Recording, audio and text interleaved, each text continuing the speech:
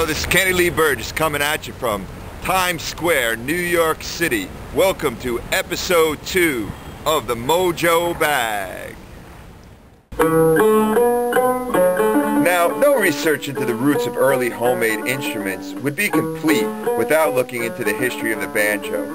In the early history of American folk music, the banjo commanded a much bigger presence in live performance than the guitar. The reason is simple. The banjo was much louder than the small parlor-sized guitars that were fashionable at the time. Early American banjos were made out of gourds and closely resembled their African ancestors. Next came the open-back tackhead and minstrel banjos. The skin was stretched and fixed to a wooden hoop using tacks. Many times a grain measure or a round metal cookie tin was used for the hoop.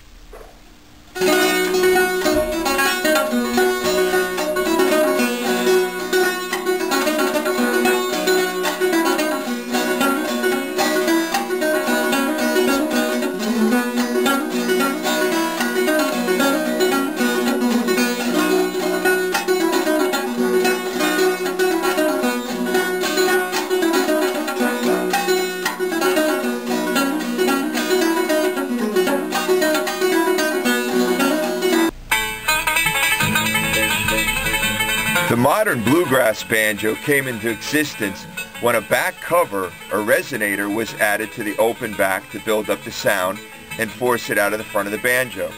Fixed with steel strings, a vibrating skin, a resonator back, and played with thumb picks and finger picks, a good bluegrass banjo can easily fill a large hall.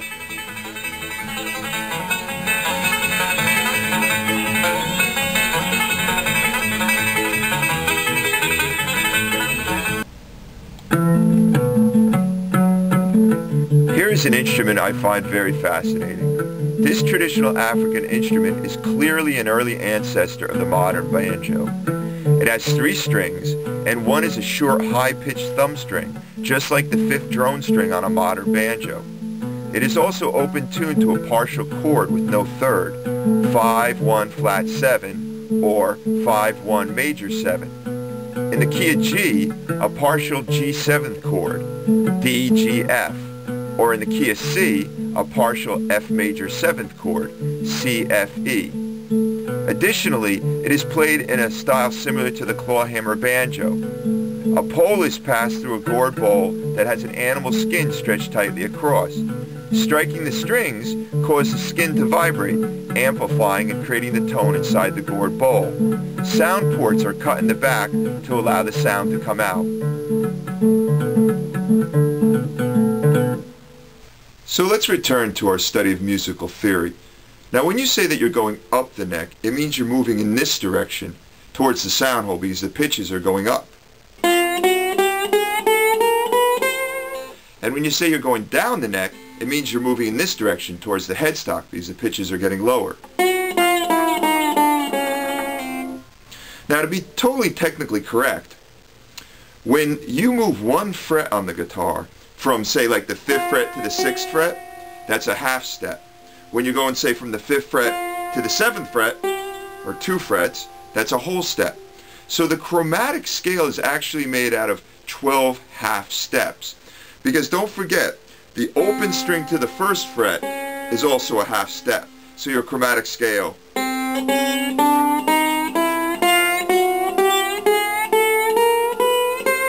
from the open string to the 12th fret is 12 half steps. And there's many songs that, use a lot of that motion found in the chromatic scale. Something like this.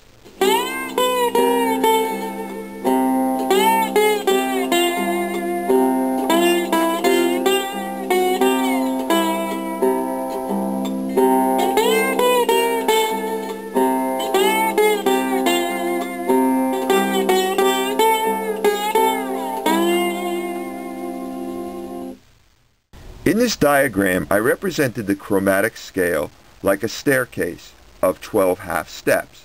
On the left, you'll see 0 through 12. 0 is the open string, and 1 through 12 are the fret numbers. On the right side are the letter names for each note. Now, to make this easier, if you remember that first string on my guitar, I tuned to C, so you can see that we're working on the C chromatic scale. Now the next thing to understand is that if you go a half step up, that means the note's becoming sharp. If you go a half step down, that means the note is becoming flat. So there's two ways to name a note. So starting with the 0 open string, that's C. First fret would be C sharp or D flat. Second fret, D. Third fret, D sharp or E flat. Fourth fret, E. Now check this out. On the fifth fret, it's F. There is no sharp or flat between E and F. On the sixth fret, F sharp or G flat. Seventh fret, G. Eighth fret, G sharp or A flat. Ninth fret, A. 10th fret, A sharp or B flat. And then again, on the 11th fret is B, and then on the 12th fret is C. So between B and C is just like E and F. There is no sharp or flat in the naming of these notes. If you take the chromatic scale and apply this formula to it, whole step, half step, whole step, whole step, whole step, half step, you create the major scale. So you can see that in the key of C, there are no sharps and flats. C, D, E, F, G, A, B, C. These 8 notes make up the octave that form the major scale for the key of C. So remembering my first string is tuned to a C, the C major scale will sound like this.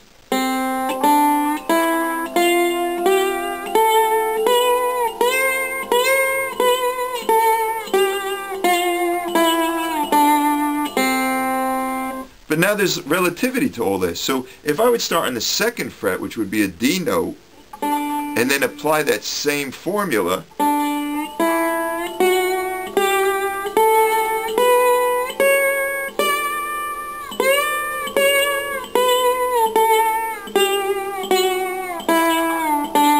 I would get the D major scale.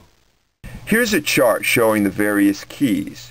The key of C has no sharps or flats. And the key of D that we also did has 2 sharps, an F sharp and a C sharp. Now it all comes in the naming.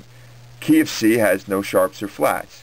Then there's 6 sharp keys, G, D, A, E, B, and F sharp, and 6 flat keys, F, B flat, E flat, A flat, D flat, G flat. This is just the common naming of the keys. One other important note is that the key of F sharp and the key of G flat are actually the same key. They sound the same. It's just that they're named different. So this is where a little bit of the confusion comes in.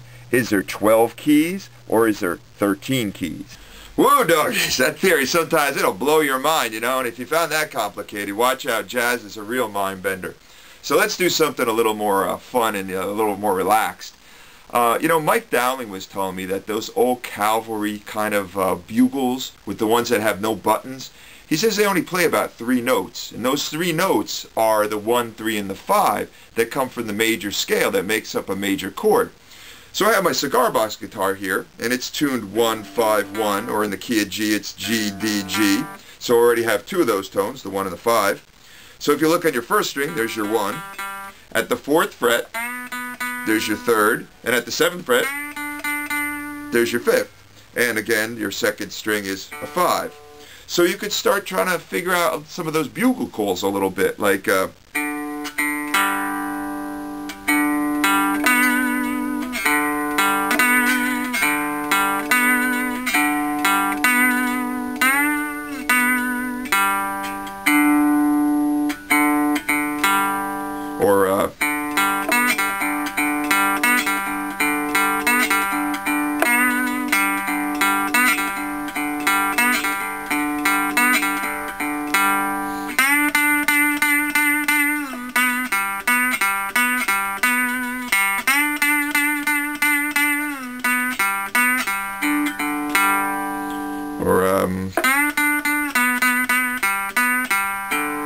Charge!